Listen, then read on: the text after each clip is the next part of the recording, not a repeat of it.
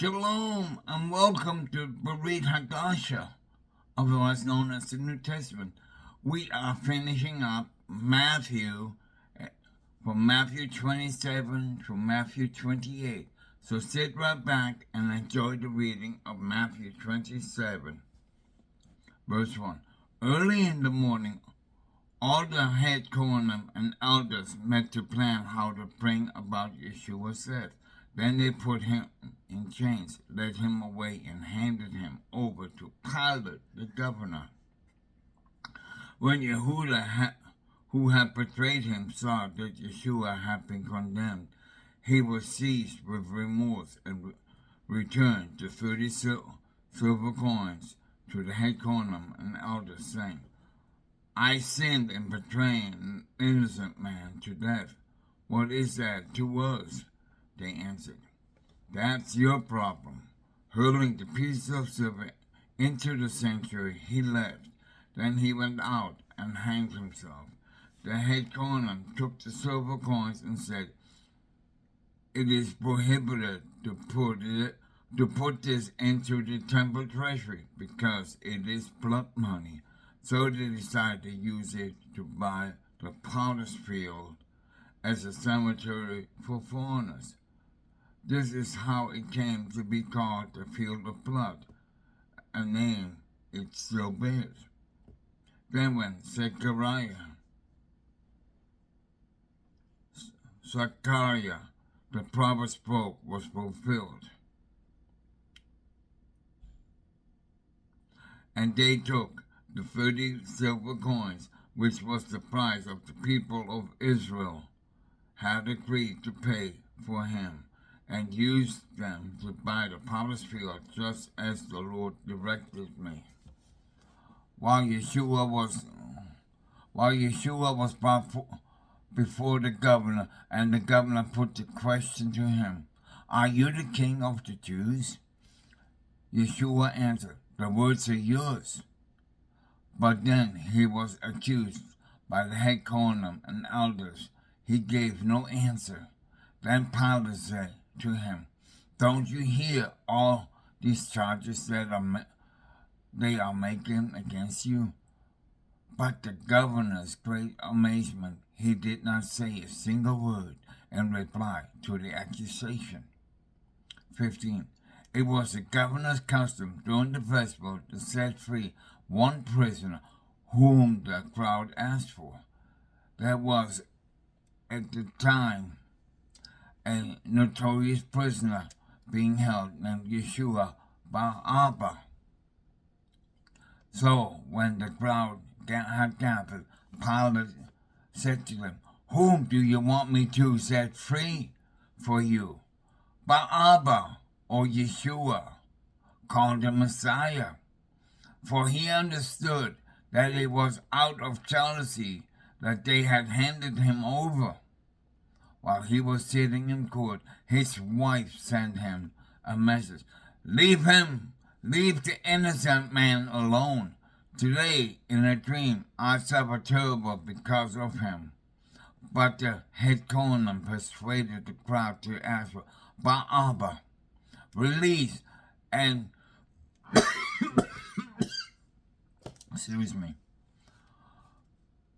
persuaded to ask Bar-Abba released and to have Yeshua executed on the stake.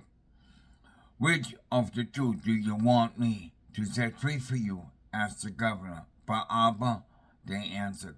Pilate said to them, Then what should I do with Yeshua, called the Messiah? They all said, Put him to death on the stake. Put him to death on the stake. When he asked, Why? What crime has he committed? They shouted all the louder, Put him to death on the stake. When Pilate saw that he was accomplishing nothing, but rather that a riot was starting, he took water, washed his hands in front of the crowd, and said, My hands are clean of this man's blood. It's your responsibility. All the people answered, His blood be on ours and on our children. Then he released to them Barabbas. But Yeshua, after having him whipped, he handed over to be executed on the stake. The governor's soldiers took Yeshua into the headquarters building, and the whole battalion gathered around him. They stripped him of his clothes and put on him a scarlet robe, wove thorn branches into a crown, and put it on his head, and put a stick into his right hand. Then they knelt down in front of him, and made fun of him. "Hail to the King of the Jews!" They spit on him and used the stick to beat him about the head. When they had finished ridiculing him, they took off the robe and put his own clothes back on him and led him away to be nailed to the execution stake. 32. As they were leaving, they met a man from Caesarea named Shimon, and they forced him to carry Yeshua's execution stake. When they arrived at a place called Golgotha, which means place of a skull, they gave him wine mixed with bitter gall to drink. But after tasting it, he would not drink it. After they had nailed him to the stake, they divided the clothes among them by throwing dice. Then they sat down to keep watch over him there. Above his head, they placed the writing, notice starting to the charge against him. "This is Yeshua, King of the Jews." Then 2 robbers were placed on execution stakes with him, one on the right and one on the left. People passing by heard insults at him, shaking their heads and saying, "So you can destroy the temple? Can you, and rebuild it in 3 days? Save yourself. If you are the Son of God, and come down from the stake." Likewise, the head corners cheered at them, along with the Torah teachers and elders. "He saved others, but he can't save himself, so he's King of Israel. Is he? Let him come down now from the stake. Then we'll believe him. He trusted God, so let him rescue him if he wants him. After all, he did say, 'I am the Son of God.'" Even the robbers nailed up with him insulted him in the same way. From noon and 3 o'clock in the afternoon, all the land was covered with darkness. At about 3, Yeshua uttered a loud cry, "Eli, Eli, lama sabachthani? My God, why have you deserted me?" On hearing this, some of the bystanders said, "He's calling for Elijah." Immediately one ran and took a sponge, soaked it in vinegar, put it on a stick, and gave it to him to drink. The rest said, "Wait, let's see if Eliyahu come and rescue him." But Yeshua again crying out in a loud voice, yielding up his spirit. At the moment of the paroket in the temple was ripped. In the moment the paroket in the temple was ripped in 2 from top to bottom, and there was an earthquake with rocks splitting apart. Also the graves were opened, and the bodies of many holy people who had died were raised to life. And after Yeshua rose, they came out of the graves and went into the holy city. There, many people saw them. When the Roman officer and those with him who were keeping watch over Yeshua saw the earthquake and what had happened, they were awestruck and said, "He really was the Son of God." There were many women there looking on from a distance. They had followed Yeshua from the Gilgal, helping him. Among them were Miriam from Magdala, Miriam, the mother of Jacob and Joseph, and the mother of Zabulon.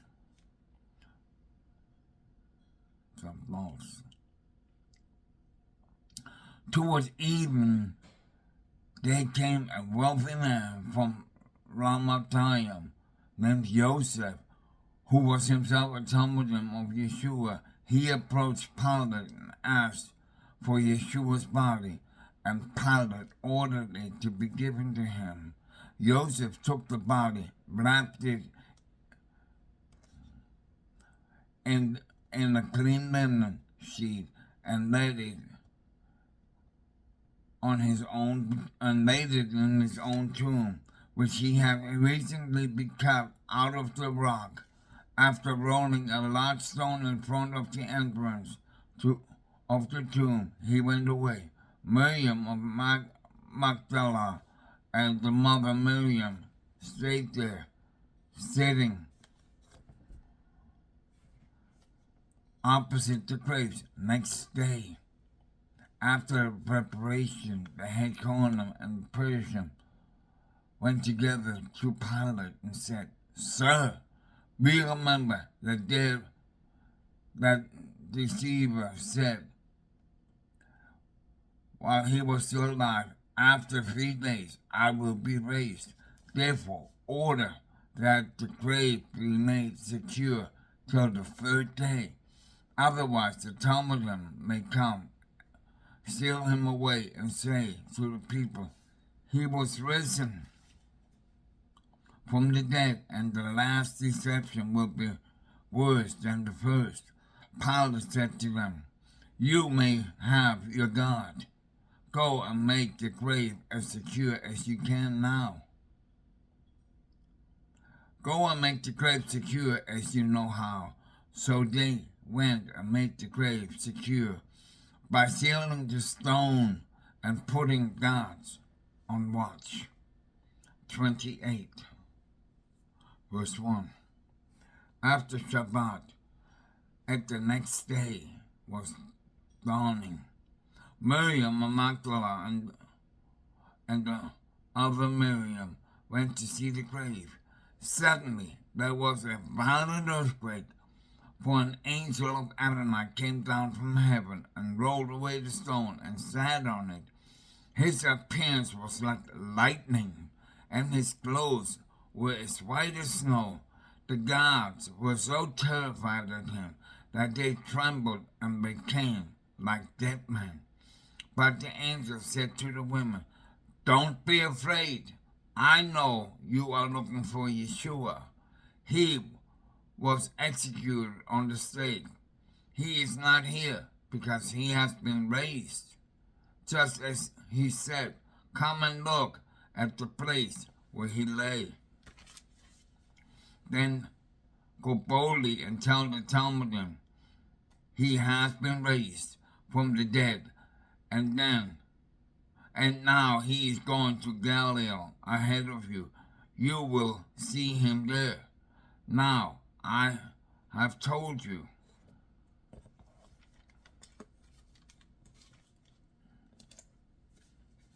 So they left the tomb quickly, frightened yet filled with joy, and they ran to give the good news to his Talmudim. Suddenly Yeshua appeared to them and said, "Shalom!" They came up and took hold of his feet as they fell down in front of him. Then Yeshua said to them, "Don't be afraid. Go and tell my brothers to go to the Galilee, and they shall see me there." As they were going, some of the guards went into the city and reported it to the coroner, everything that had happened. Then they met with the elders, and after discussion the matter, they gave the soldiers a sizable sum of money and said to them, "Tell people his Talmudim came during the night and stole his body while he was sleeping. If the governor hears of it, we will put things right with him and keep you from getting in trouble." The soldiers took the money and did as they were told, and this story has been spread about by Judeans till this very day. So the 11 Talmudim went to the hill of Galilee, where Yeshua had told them to go. When they saw him, they prostrated themselves before him, but some hesitate. Yeshua came and talked with them. He said, "All authority in heaven and on earth has been given to me. Wherefore go and make people from all nations into Talmudim, immersing them into the reality of the Father, the Son, and the Ruach HaKodesh, and teaching them to obey everything that I have commanded you. And remember, I will be with you always, yes, even until the end of the age." This concludes the book of Matthew. Thank you for joining me for reading out of the Hadasah. But thank you for reading out of the BeritHadasah, the book of Matthew. May you enjoy it and be blessed. May Yah shine his light onto your path. May he lead you into his truth and righteousness and fill you with his shalom. In Yeshua's name, amen. Till next week in BeritHadasah. Shalom.